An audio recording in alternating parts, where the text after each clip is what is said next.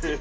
Because I recorded an intro for the whole thing, like an objective of what I want this thing to be like, and I put like a music bed on it, and then I listened to my voice, and I don't have a good voice for this shit, dude. I mean, I doubt that. I disagree. I'm so stuffed up right now. I'm gonna be You're blowing my perfect. nose You're like perfect. Just the constantly. way you are. Just I the hate you. way you are. All right, dude. So this is the very, very first time we're doing this. And I'm so happy that you said that you wanted to do this, and I know it's because you love me too much to say no. I'm the guinea pig. You're the guinea pig. But um, I just I want to was say really, love. That's it. I was really happy to hear that you didn't really know much about this. You said that you really had no knowledge of the Battle of Stalingrad or Pavlov's house or anything to do with this. Is No, that I true? have no idea. That's I even like better. history, but I didn't retain a whole ton of history. All right. So to set the stage for this one, do you remember sleepovers at Alex's house playing Bit Dark? Of course. You remember how we figured out that if we go into the basement of that one level where there was like that one little box, we could all Mm, crouch in there yep. and bait the bots to come in, and we would like put proxy mines out and stock up on all the good weapons and everything like that and just obliterate them for the whole night. Yeah, I do remember that. So this happened in real life. Huh, no way. Yeah, and I'm going to tell you the story about it. Okay. So Cool. we got to start with a little bit of background though, or else none of it's really going to make any sense. Sure. So picture here is World War II, and it's actually pre-World War II. So I don't know if you knew this, but once upon a time, there were two buddies named Adolf Hitler and Joseph Stalin. And they signed a non-aggression pact called the Molotov-Ribbentrop Pact on August 24th, 1939. So basically they were telling each other, we're not going to attack each other. And the idea was Hitler knew he was going to go into Poland. Stalin knew he wanted to go into Poland too, so they're like, we'll just kind of divide Poland up. We won't screw with each other. Just go ahead and do that. So that was August 24th, 1939. Mm. Say It looks like a nice place. I want this place. I'm going to take this place. pretty much. So then, what is it? A week later, on September 1st, 1939, Hitler invades Poland. It's go time. World War II on. Everyone declares war on everybody. I know. Like, I'm gonna say shit like this where it's gonna be wrong, and people are gonna get in the comments if anyone actually listens to this, if there's more than 5 people that listen to this stupid shit, and they're gonna be like, well, actually, blah, blah, blah. That's not what Whatever. happened, man. It's not. But I know. so Shut up. exactly. So Hitler goes into Poland on September 1st, 1939. On November 30th, 1939, Feed it. Stalin takes the Red Army into Finland. Uh, Did you know about this too? I did not. No. It's called the Winter War. I have heard that. The Winter War. Yeah. So that's Mm. a whole other thing we can get into because Mm. the Red Army didn't do so good. The Mm. Finns beat the shit out of the Red Army until they didn't, essentially. I like that. They beat the shit out of these guys until they realized that they were going to overtake them. It's pretty much. You got it. You got it. It was pretty much like we're too small. We can't manage this. Mm. Finland did have to concede some territory, but the Red Army basically tried to back out without losing too much face. I'm way oversimplifying this thing. However, in the possible greatest fuck up in all of human history, Hitler decides to invade the Soviet Union on June 22nd, 1941. So that non-aggression pact lasted almost 2 years. Why did he do that? Do you have any idea? Because he's fucking nuts. Huh. That feels There's like no logical explanation for doing that. I think that there's got to be sources out there that cite exactly why he wanted to do that. I think he probably had aspirations for going in there anyway, mm. or he just figured that the Soviet Union would be too big of an enemy to deal with later. The other thing was Hitler was methed out of his fucking mind for most of the war, and so was most of the German army. We'll get to that too. Like actually methed out of their minds. Oh yeah, yeah. They issued something called Pervitin to their troops in a pill form, which was essentially meth. It was like pharmaceutical grade methamphetamine. Huh. Yeah. So they're all gacked out, just staying up for weeks on end, just steaming countries. That's a whole other thing we could get into too, is about how the German army was just completely methed out during this war. But what we're 5 minutes in here. I'm already way off the rails. So Sure, I'm not helping, but keep going. no, so the invasion of the Soviet Union was called Operation Barbarossa. And like I said before, it's possibly the greatest fuck up in all of history because that honestly sealed the fate for Nazi Germany. What stepping into the Soviet Union was the beginning of the end of Nazi Germany Mm. for a multitude of reasons. And it went well until it didn't. Until it really didn't. So there are a Got a little couple greedy, reasons why he. motherfucker. Yeah, exactly. So primarily the goal was to go into the Caucasus and take over the oil fields because Germany had a mechanized army. They had tanks, trucks, they needed fuel. And they were at war with pretty much the rest of the world and they didn't have those resources on their own. They had to go take it. Right? Mm. So there is some strategic importance to doing this, however stupid it was. But there was something else, because what is one thing we all know about the Nazis? They're fucking dicks. So there were political and ideological goals that Hitler had for the Soviet Union, which was the eradication of the Slavic people. Mm. He saw them as lesser people, just like he saw the Jews, like he saw anybody that wasn't the Aryan race. So the ungodly brutality that the Germans showed the Soviet Union when they invaded. Huh. Interesting. So their whole idea was we're going to go in the Soviet Union, we're going to eradicate the Slavic people, we're going to repopulate the Soviet Union with Germans, make it part of Germany, and they started doing that. They started just mass murdering and I think like the official order was like just kill everybody you see, Mm. essentially like these all subhuman people. So it was the same thing as like the Holocaust. They were shooting people, gassing people, mass starvation, like death squads roaming the countryside. It's just pushing the Clear the Soviet territory. Union pretty much. Well, this is our So land. when Hitler invaded, Stalin had like there's reports that he had like a mental breakdown. He didn't respond for days because he couldn't believe it. Mm. He knew Stalin was a really, really clever guy for being a genocidal maniac. He Caveat. he did he I don't think he thought Hitler was that stupid. To be perfectly honest, like we both kind of have similar goals here. We were doing just fine. Why are you here? And also, the Great Purges had just happened right before World War II. So Stalin had murdered like 75 to 80% of all of his senior military personnel. So the Red Army was like in shambles. So they're getting steamrolled as they're getting pushed east. And the Germans are just marching their way through. Operation Barbarossa may be the most apocalyptic thing to ever happen in human history. And I don't even think that's hyperbole.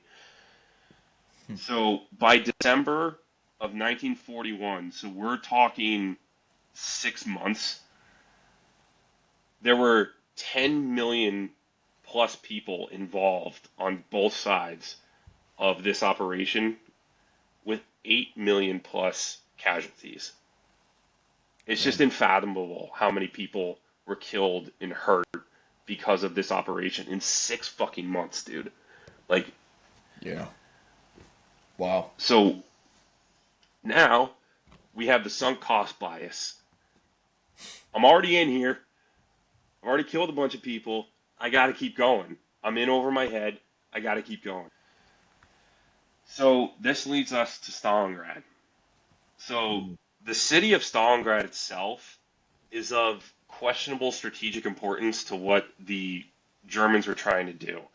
It was an industrial hub, it was a rather modern city, but it was on the western bank of the Volga River.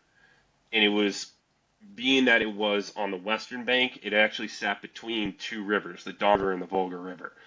So in World War II, if you have mechanized armies that rely on bridges or like short crossings to be able to get machine and men over it, rivers are important. Plus, you can use them for supply.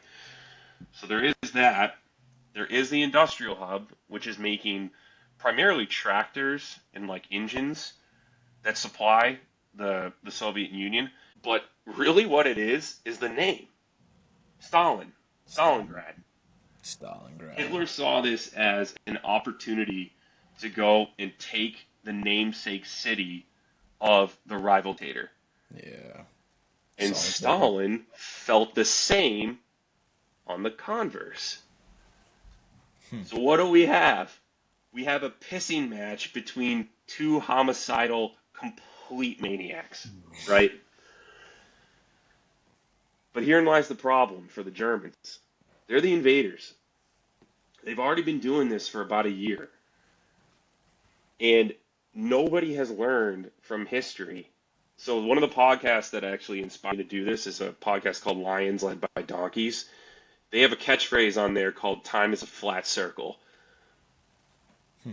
And this is an example of that because Napoleon got his fucking ass kicked in Russia, and when he had to retreat through scorched earth in the middle of winter. So you're retreating, being harassed the whole way out of there with no food, no water, no nothing in the middle of winter. So Stalin knew this, right? And I think once the Red Army started kind of collecting themselves, they realized we've got an opportunity to essentially squash the German army here, but it's going to take some time to get organized. It's going to take some planning, and it's going to take a lot of our people dying to do this. So they suck the Germans in, and when I say in, I mean here. Let me show you this map. So where this pin that I have is actually Pavlov's house, which is what we're going to get into, which is what one of the craziest stories I've ever heard. You've got the Volga River here, and you've got the Don River here. So if you control this area back in 1942, 1943, that's a big deal. Yeah. So the German army starts coming in, and the first thing they do is carpet bomb the ever-loving shit out of this city day and night and turn it into nothing but ruins. So it's actually pretty startling if you see footage of Stalingrad pre-war. It's like a nice modern city. It's like a Mm. normal looking place, and it gets turned into the surface of the moon in the matter of weeks and months. And the German army pushed the Red Army, I'm not kidding you, all the way to the bank. We're talking dozens of yards that not I'm not like we're not talking miles into here where they're fighting in this area or anything. We're talking literally between this fucking road and the bank of the river is what these dudes fight over for like 7 months. That little piece of land on the what? Yes. Yes. Wow. So I mean, waterfront property, man. well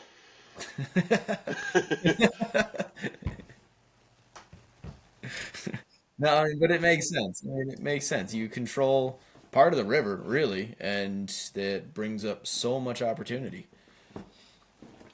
that and I want to make my rival look like an idiot on the world stage. Mm. I want to take his namesake city. And Stalin's going, I'm not going to let my namesake city get taken over by a bunch of fascists. So One says to the now, other. yeah. So now this brings us to the, like I said, possibly the most apocalyptic thing to ever happen in human history, which was the Battle of Stalingrad. It was an absolute meat grinder. So from what I've seen, the dates are starting on July 17th, 1942, ending on February 2nd, 1943. We're talking less than 7 months Mm. on that little sliver of land on the bank of that river in that city. A total of 2 million people died in 7 months. That's nuts. Yeah, I'm actually impressed that they held out that long, yeah, keeping that sliver of land. right. But so here's the thing: you just got invaded by a bunch of Nazis, right? Mm.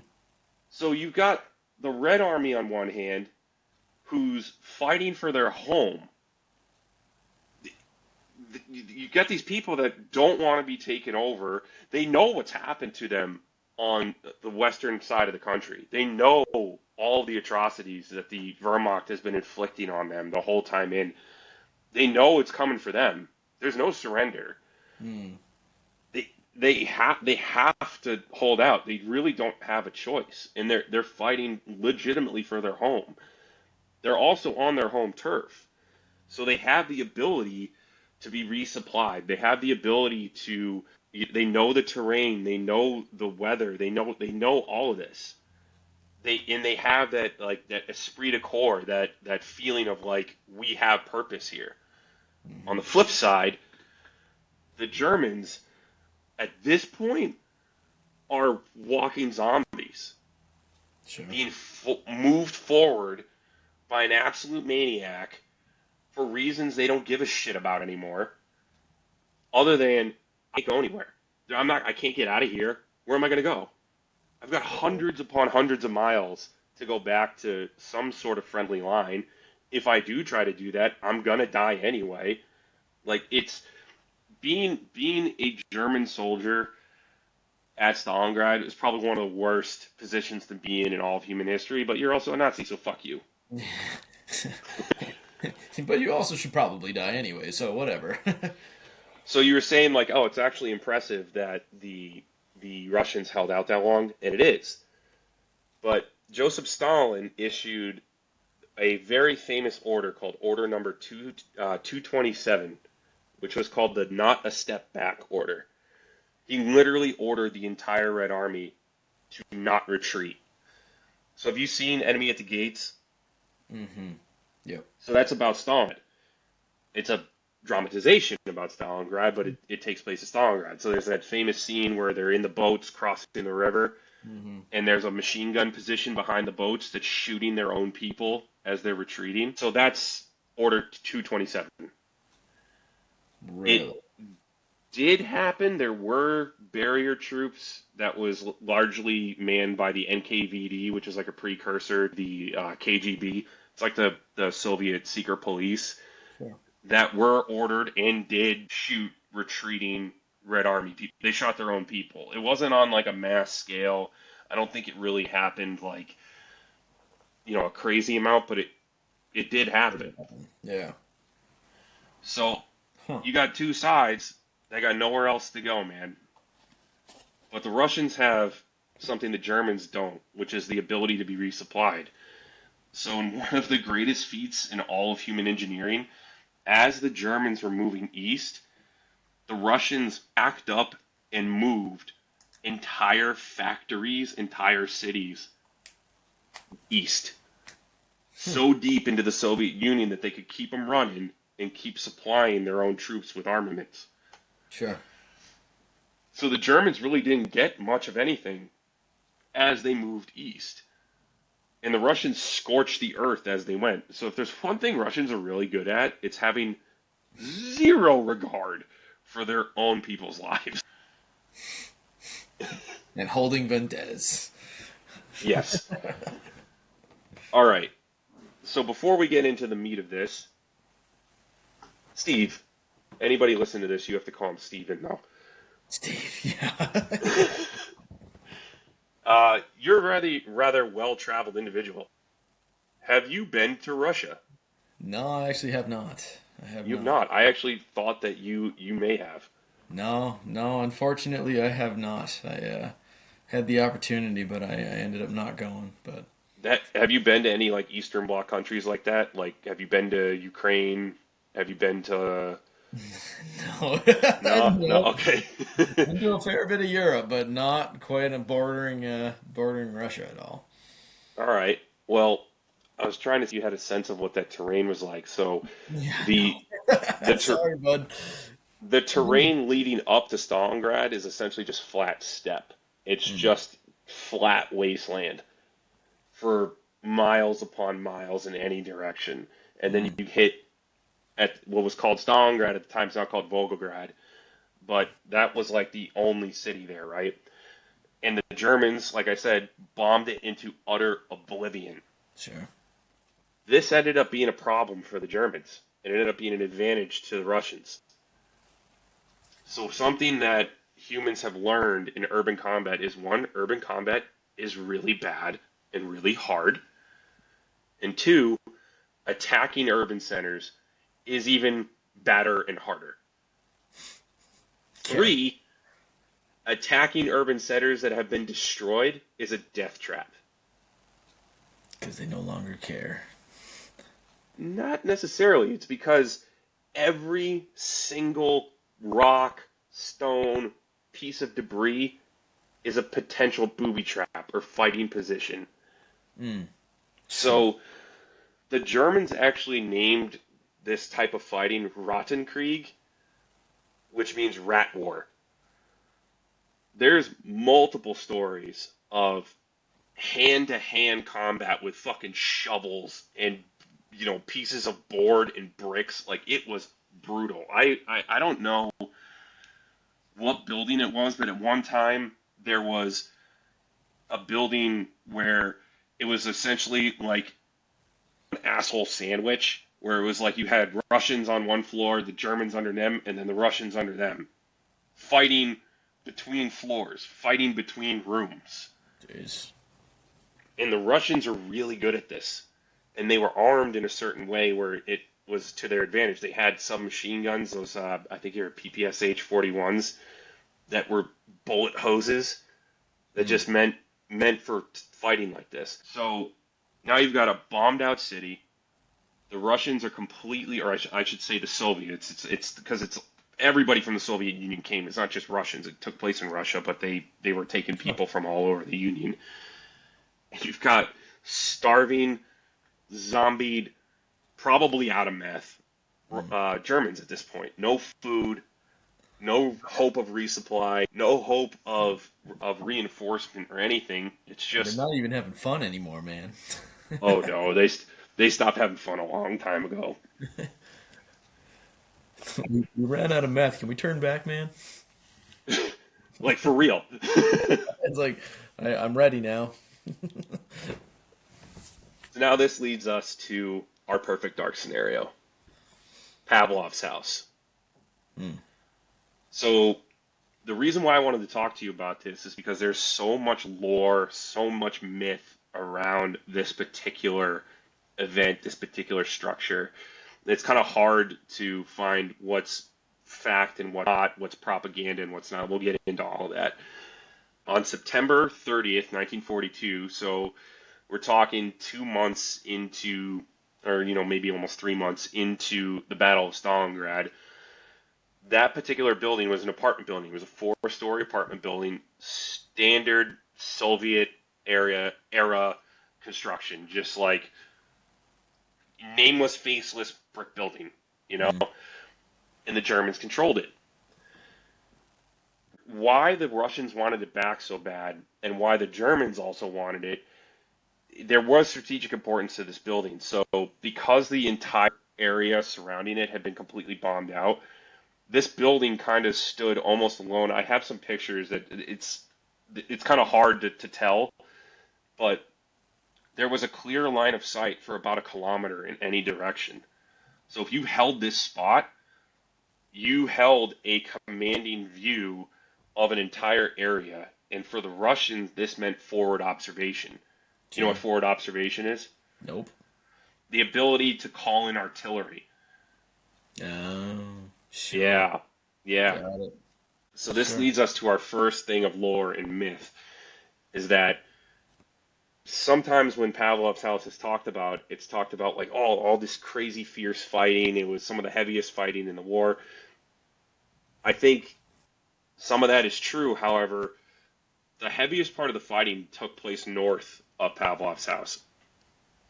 So it was kind of on the edge of where all of the fighting really took place. Sure. But it was still an important position. So on September 30th, 42, the Red Army sends a small detachment, about 30 dudes, to go and take that building. And it was led by Junior Sergeant Yakov Pavlov, which is, we'll get into the namesake of why it's called Pavlov's house here in a minute. So the building was located at the intersection of the January 9th square on the southern side of the city with a kilometer view in all directions.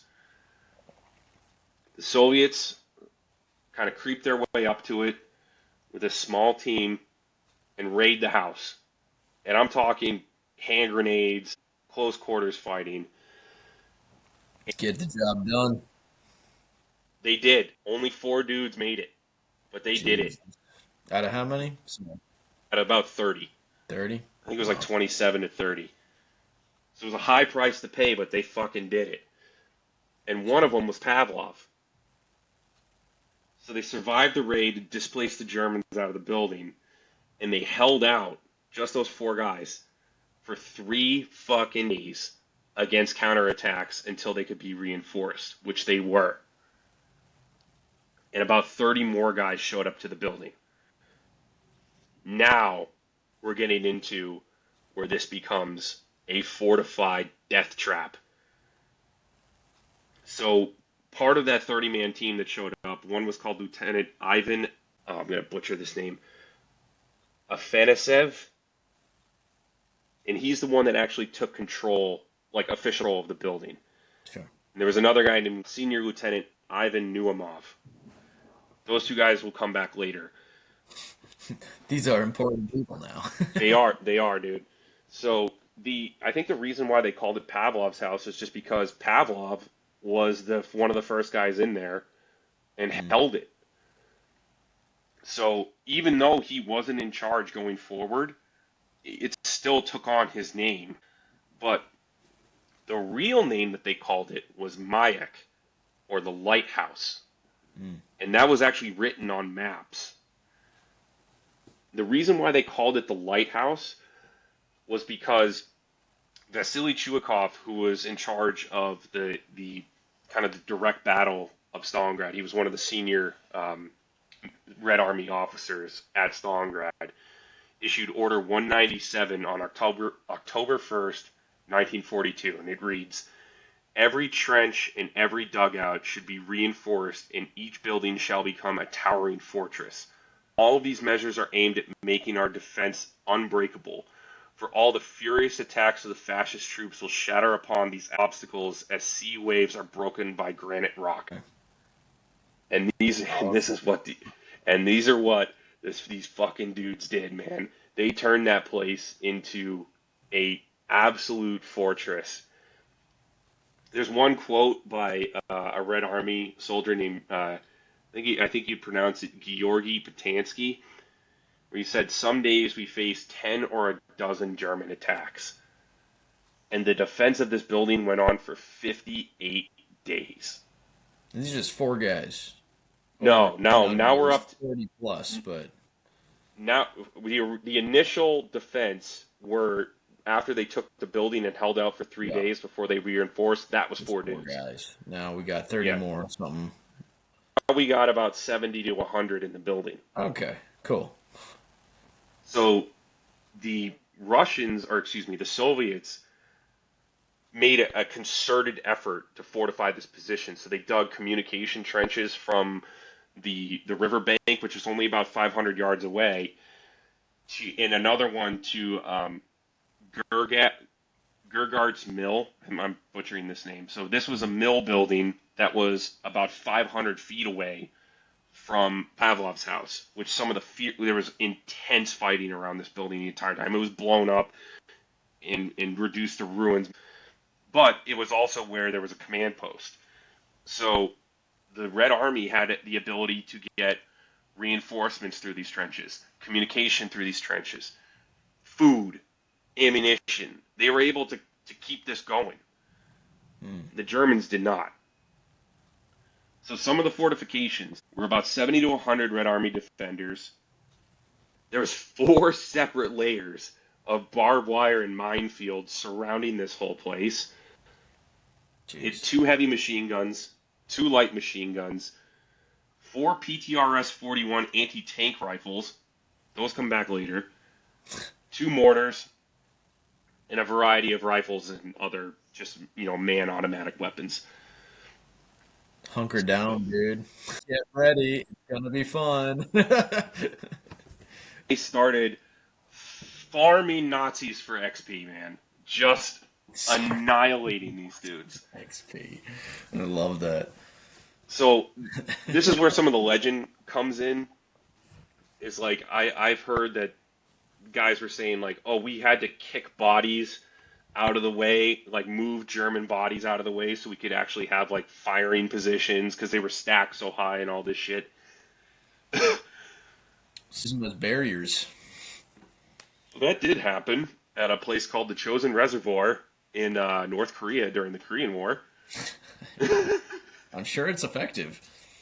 To a point. Well, there. But I actually think that there is some legitimacy to this. And this is purely my speculation. Are we talking still, or? Well, no, having to kick bodies out of the way. Okay. So, my dad, when he was in the National Guard, he told me a story a long time ago about, the fat dummy in his group that just was always screwing up. They were on some exercise one day and came across some Constantine wire, which is like, they have like razor blades on the wire, right? And this dude, who I guess was a little desperate to, I guess, do something good for once. Idiot. He goes, hang on, I saw this in a movie. And he jumped his ass on the concertina wire. Fuck off. And then everybody ran over him to get over the concertina wire. Wow. So, and what happened with him? He got pretty cut up. Yeah. Oh man. My dad was like, yeah, a couple guys kicked him in the head as they jumped over and stuff like that. Dumbass. Pretty much. But if you think about it, if you're being ordered to go attack this building, there's no good way to get through barbed wire when you're being shot at. You can try to blow it up, but you can't really blow up barbed wire. You know what I mean? Like, yeah. To a certain extent, I guess you can. You got to kind of cut it. It take time, and then you're just a standing target in the middle of the open with nowhere to go. So if you have dead bodies on top of the wire, you've got a way over the wire. Yep. Oh, I mean, absolutely. This is my speculation that, if they were having to move bodies out of the way, let's move some bodies off the wire so they can't get through. I mean, honestly. So inside of that building, man, so you got 70 to 100 Red Army defenders, and you've got civilians that are still living in the building. I think there was like a group of like 20 to 30 civilians that were just holding out in the basement. You wouldn't think to just go elsewhere during that stretch? Where are you going to go?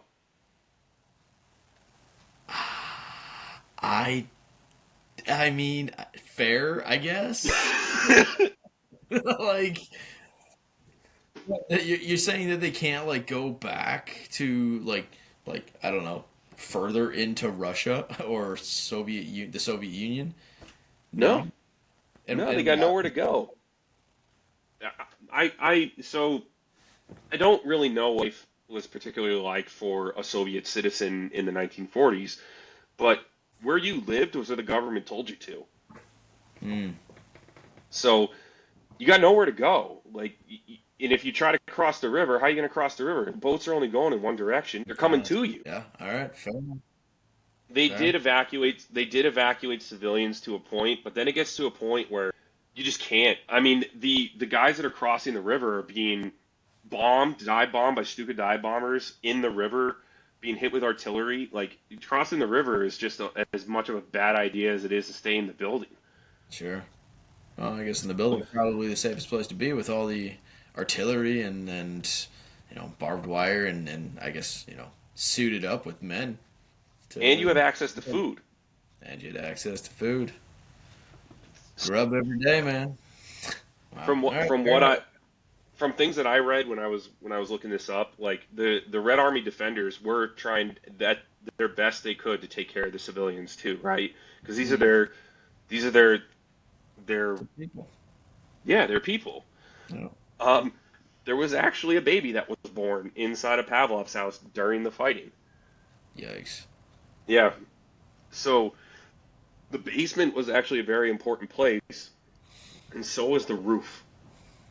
And that's because if you roll a tank in, the main gun on a tank can only go so high and can only go so low.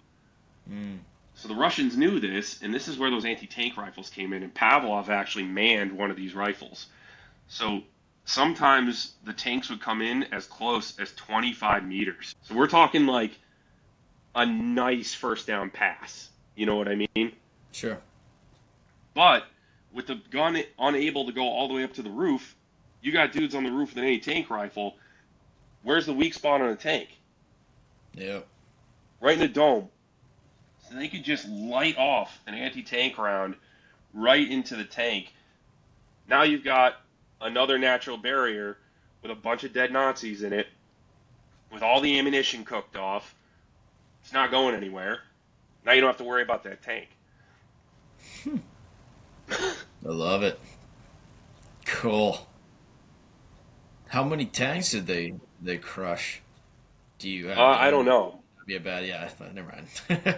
So, I'll get into that at the end because there is something very, very important propaganda-wise that comes out of Pavlov's house. And it's essentially a ray of sunshine during the darkest time or one of the darkest times in all of the Soviet Union's history. And they were really looking for something like this. They were really looking for something to cling on to rally people around, and the defense of this house was one of the primary things that they did. So now we're going to get into November, around Thanksgiving time, November 25th, 1942. This is going to mark kind of the end of the defense of Pavlov's house, and it's not good. So the area that Pavlov's house was around had a building that was controlled by the Germans. I don't know how far away. It was essentially like across the street. The Red Army decides. Hey, you guys. Pretty much. Yeah. Are you gonna try and take us over today, or can we just rest today? Right. Did you ever have Mr. Pagan in high school? Yeah, of course. Do you ever hear the story about how one of his buddies who was stationed on the 38th parallel in Korea, they would spot on the other side of the parallel. They would have their spotting scopes and be like, okay, there's a position here, there's people here, blah blah blah. So then they said one time they saw a sniper team looking back at them, like, oh, they see us too. Huh. So they got out and cut out a giant cardboard middle finger. So the next time they saw that sniper team looking at them, they just waved this middle finger. That's awesome. No, I don't remember that story. I'm assuming that, the Russians are cooking fucking borscht or whatever. Oh, no, that's a German thing. I already fucked up. This podcast is over already before we even get started. All the I don't know what Russians eat. Fucking dirt and fried dirt. but they're wafting the smell across the street. You know, we got food, you guys don't. We got jackets, we're nice and warm. We got a little fire going on in here. Germans got fucking nothing. But the Red Army decides we're gonna go take that building, and it's called the Milk House. They decided to put a raid together on the Milk House on November 5th, 1942. They tasked it with Pavlov and the defenders of the Lighthouse. Mm. So, upon some initial success of taking that building, it was then broken by a German counterattack. Nuomov, who was the senior lieutenant, one of the commanders of the Lighthouse, was killed along with most of the Soviet assault force that took that building. Afanasyev and Pavlov were both wounded and evacuated after this raid.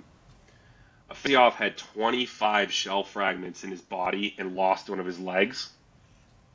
And Pavlov may have suffered a traumatic brain injury as a result of this, because I'll show you some pictures of Pavlov in a minute. He had kind of a wonky eye. Getting your bell rung with artillery attacks the whole time. That'll do it. So this marked the significant end of the defense of Pavlov's house, and it's generally accepted that the defenders of Pavlov's house held out for 58 days. Soviets went on and eventually captured the Milk House in late December. Sorry, the Soviets went on and captured the Milk House in December. The one that they tried to take and failed at first. They eventually did, but a month later. For some reason, this is kind of what the Germans ended up finally taking Pavlov's house. No. Okay. So I think Pavlov's house eventually was I think they eventually evacuated it. Sure. Like I was saying, we can get kind of the lore and the propaganda of this now, where there's all these stories about the defense of Pavlov's house. Mm. But because it's that ray of sunshine that the Red Army was so desperately looking to cling on to, it became a propaganda tool. Sure. So the story's coming out that this is some of the most, aggressive, intense fighting of the war. There's all this stuff, right?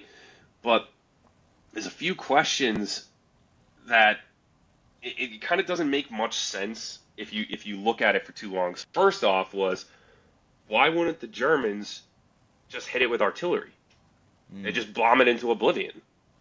You could easily do that. Any idea?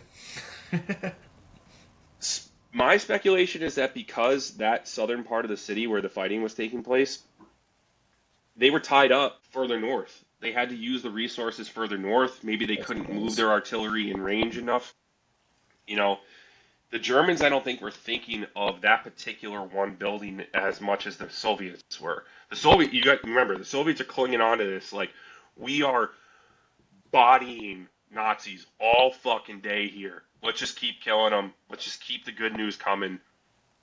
Like, we're gonna hold to this. We need some sort of ray of light.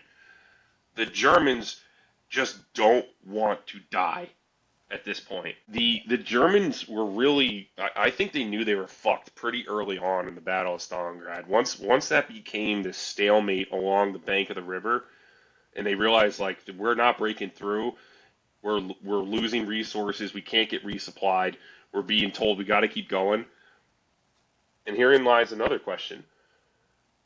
Why do they just keep sending dudes to their death for this one building? You think, like, some dude's going to his commander, like, so what do we do? They're like, Hans never came back. The next group. Go send Franz. No, Franz already went. He's dead too. Okay, well then you go. Like, I just think, and I'm sure I'll be corrected on this, but I think it was just like they had so many other problems. They were so tied up, north of the city. They had no food. Their morale was completely trashed. It's just like, well, just fuck it. Just keep going. Just you go do that. I'm gonna do something else, right? I don't really know. But the Soviets were able to use that building primarily. Most of their kills came from artillery because they were using it as a spotting position, so they could see the Germans further up. So if you remember looking at Yep. That Motherland Call statue, kind of how the whole city slopes down to the river. So they're kind of looking up. Sure. So you have this commanding view of wherever the Germans are coming out of. And remember, the Germans got nowhere else to go. Mm. They can't go back. If they go back, they're going to starve or get cut off by the Red Army, which the bigger player was the Red Army just had to hold out. They just had to hold Stalingrad for long enough to get enough of the rest of the Soviet Union armies around the Germans, Yeah. which It's they only a ended matter of up doing. Mm-hmm. So they ended up encircling the entire Sixth Army in January of 1943 and forced a surrender. And that was the end of the German Sixth Army. Sure. And when I mean the end of it, I mean the fucking end, almost to the man. Never fucking made it home. So when the Germans surrendered in January of 1943, about 91,000 Germans were taken POW, including 22 generals. How many dudes do you think made it home, and when? And You and when? And when? Jeez. So remember, World War II officially ended in 1945. And this took place which year? 43. So 2 years, about 2.5 years after the Germans surrendered at Stalingrad was the official end of the war.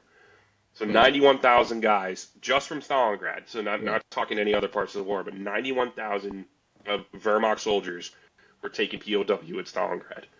And your question is, how long did it take for them to, like, if they survived, it's how long did it take them to actually get home? Yeah. Really? 20 years. Not that long. Okay. I mean, 5 years? Nope. Higher, lower? Higher. Higher. My initial thought was 10 years, and then I thought, all right, just shoot high. Nope. You were almost right on the money with 10 years. So, of the 91,000 Germans that were taken prisoner, between 5,000 and 6,000 were repatriated to Germany in 1955. Wow. Jesus. Wow. Yeah. So the Red Army showed absolutely no interest in being nice to any German POWs. And go fuck yourself. And go fuck yourself. There's a great movie, Downfall, that's essentially almost a word-for-word retelling of Hitler's last days in the Fuhrer bunker. It's actually a really, really cool movie, and I think there's a quote in it where one of the Nazi officers they're talking about breaking out, and they're talking about which way to go to reach the Americans. Because all these dudes were like, we cannot fall into the hands of the Red Army. Because if we do, we're dead. Yeah. Or we're going to be dead after suffering for way too long. And also, fuck them.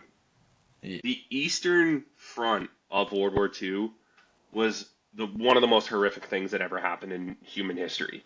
With the utter brutality and the utter disregard for human life and human existence between two completely homicidal maniacs. Stalin included. Jesus. Yeah. So, at the end of all of this, Stalingrad does not fall. They hold out. They're able to completely destroy the German Sixth Army. Germany's fate has been sealed a long time ago. They just haven't accepted it yet. They have tied up so many resources and killed so many of their own people on the Eastern Front over essentially a sing contest. And they've opened up two fronts of the war now. Now they have to deal with fighting the Red Army on the Eastern Front. And within a year, we're talking January 1943, so, about a year and a half, you've got the Americans, the British, landing on the beaches in Normandy. Now it's just going to be that, and it's a race to Berlin. That's what it ended up being. Our involvement was pretty late, and it was just this race to get to Berlin and end this fucking thing, Sure. Shut it down. So, what happened to Pavlov's house?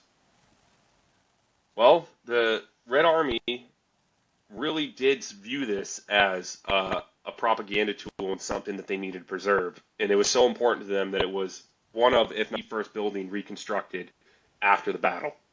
It was that important to them. It was that significant. It is still used as an apartment building today, and there is a memorial to the defense of the building. Oh, yeah. No. But it's still used as an apartment building, and the memorial that's to it is basically like, it's like this corner. Like they built this corner of a building out of bricks that they found, in the area to mark the place. The building that's used as the apartment is not the original building. Sure. But it's in the original spot, Now, this is where we get into where communism and propaganda starts kind of clouding everything. So our buddy Yakov Pavlov is wounded and evacuated, survives the war. He is awarded the Hero of the Soviet Union, the Order of Lenin, the Order of the October Revolution, 2 Orders of the Red Star, and other awards. The only one that I know of is the Hero of the Soviet Union, which is essentially the equivalent of the Medal of Honor. Okay. He is then, after the war, joins the Communist Party and is elected 3 times as the deputy to the Supreme Soviet of the Russian Soviet Federative Socialist Republic. So he becomes a party member. So now you've got the guy whose namesake is the propaganda tool for this heroic defense, which it was. It absolutely was. But you've got a propaganda machine behind him, and he's got a cushy job in the Communist Party. Which, honestly, dude, good for you. If you were one of, yeah, enjoy your life now, man. Yeah, if you're one of 4 dudes after your 30-man squad is wiped out, and then you had to hold out against wave after wave of constant German counterattacks until 3 days later you're finally secured, and then also stay there for another 2 months, and then you get blown up on failed. Yes, go ahead and become a Communist Party member. You earned it, dude. Comes with a fancy desk chair and snacks, lots of snacks. Yeah. Jesus. I do appreciate this this bit in history. This was fun. I had no idea.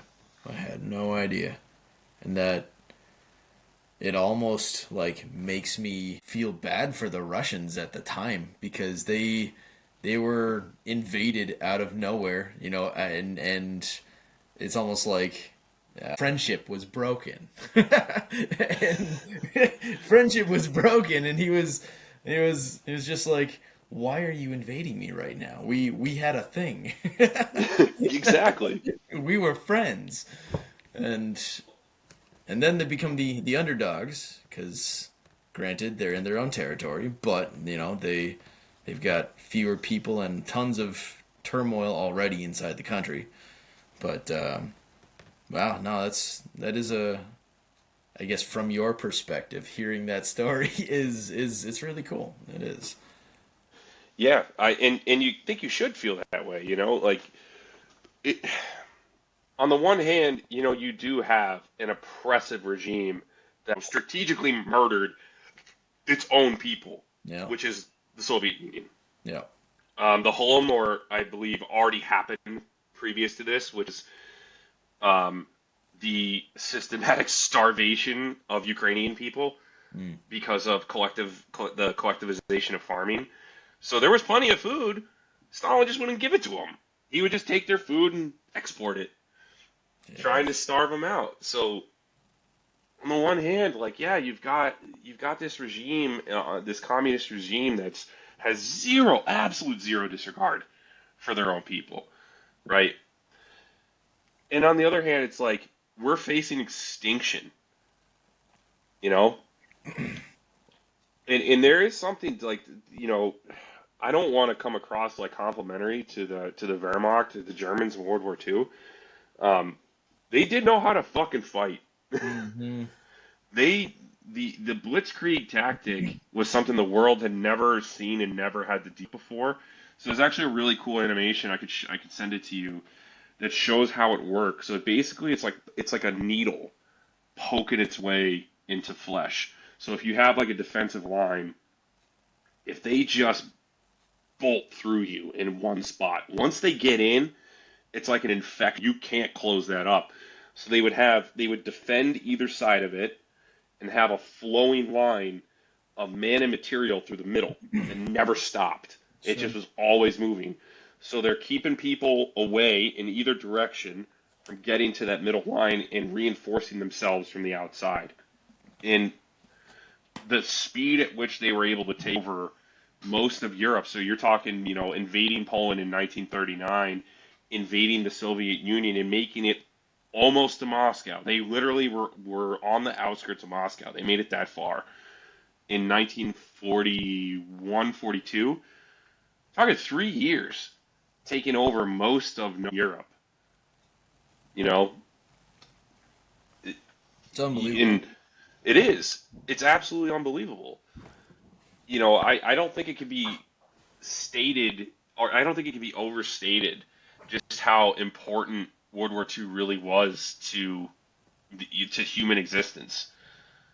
And the Eastern Front in particular, break it down into like, okay, the decision to go into the Soviet Union fundamentally changed the course of history. If Hitler hadn't have done that, we could play the what if games all day long, but like, does he hold out for a few more years? Does he take over more territory? Does he form an alliance with who knows? He But actually he didn't, successful in holding his position everywhere else. I which mean, to that particular time he was, sure. he was doing all right. But he didn't. He went, and once he went, there was no going back. Idiot. It's a hang gliding accident. Oh man. Well, he got greedy. He got greedy and he got bit. Sometimes it only takes one bite. He fucked around. And he found out. No, thank Those goodness. are kind of the stories that I really love, and that I want to do more of is just fucking around and finding out.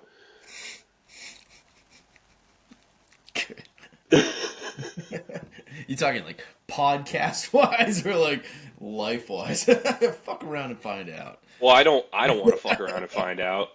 I mean, I have.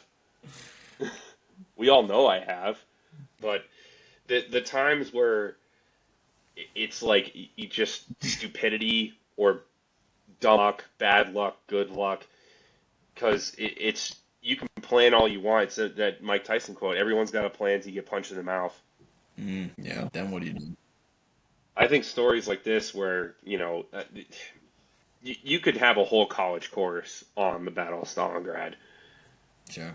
and there's sources that I read and that I watched about Pavlov's house in particular. It's not that they contradict each other. It's just there's like one guy one thing, another guy will say another thing, and this and this and this. And I kind of went with somewhere kind of in the middle of that Venn diagram, like taking some of the propaganda view, taking some of the legend and lore, maybe trying to sift some of it out. But I just think it's like when I thought about the lots in Perfect Dark and four of us just sitting in there all night long, just being like, all right, well, I'm going to go out and get some proxy mines again. Oh, here, I'm back. You throw them all out, and then you just wait, and the bots come. And you know how many dudes were lost from the Red Army inside of Pavlov's house? Nope. I read 6 or 7. So, so I'll back up a little bit. I know I did this wrong, but so Vasily Chuikov, who was one of he was kind of like the main commander for the Red Army, the Soviets Yep. in Stalingrad. He had a quote after the war, and he said that there were more Germans that were killed trying to take Pavlov's house than trying to take Paris. So I had seen that Really? about 1,000 Germans died taking Paris, right? Jesus. So I couldn't find really any solid number on like, oh, we know that there's this many confirmed Germans that died on those counterattacks trying to take Pavlov's house. I did see a number of the Red Army, so now we're talking Soviets, the dudes that were in the building defending it from the Germans, they only lost 6 or 7 dudes. And I'd go out on a limb. I think that 1,000 guys on the German side just littering the perimeter of Pavlov's house in bodies, about 1,000 doesn't seem like too far off. If they're just sending dudes in there, just somebody figure out how to get that building. I'm sick of not having that building. They Right. took it from us, I want it back. And they just keep going and keep going and keep going. And you've got One of these groups is going to be successful. It's a matter of time, right? send the tank. Which tank? That one. Well, there's 2 that already got blown. Send it anyway. You know what I mean? Like, just keep. It's They just gonna work. that sunk cost bias of we're just gonna keep fucking sending dudes. We're just gonna just throw bodies at the problem, literally. You know, and then you only killed 6 or 7 Russians. Jesus. But who knows? I don't really know like what the total numbers are because it's so clouded in that mystery and that propaganda. One thing that I have heard about Stalingrad in particular, because there was so much human carnage throughout the whole city, is that even to this day, any sort of like construction excavation, they find human remains still. Really? I mean, the city is built on dead bodies. Bones. There's just no way around it. That's crazy. It's fucking nuts, dude. That is absolutely crazy. So what'd you think? I What? liked it. I liked it Yeah? a lot, man. I really did.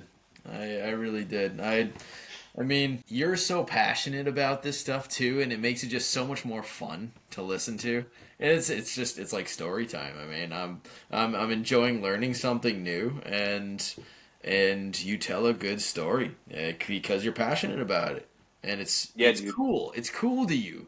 You dive in, and you learn so much about it, and it's this was fun. No, I really appreciate it. Well, I appreciate the compliment, buddy. Yeah, of course. But yeah, I had to find some outlet for whatever this is, this dorkdom that I've always had, you know. Yeah, I mean, you got it. you This we've dork known each thing. other for, we'll just call it our entire lives. I mean, Yeah, we've known each other way longer than we haven't, right? yeah. And I can remember being in like so it was like 2001, 2002, like giving you VHS tapes of Band of Brothers at school, like Uh-huh. trading them, being like, you have to watch this, you This know, is amazing. which it is. It is.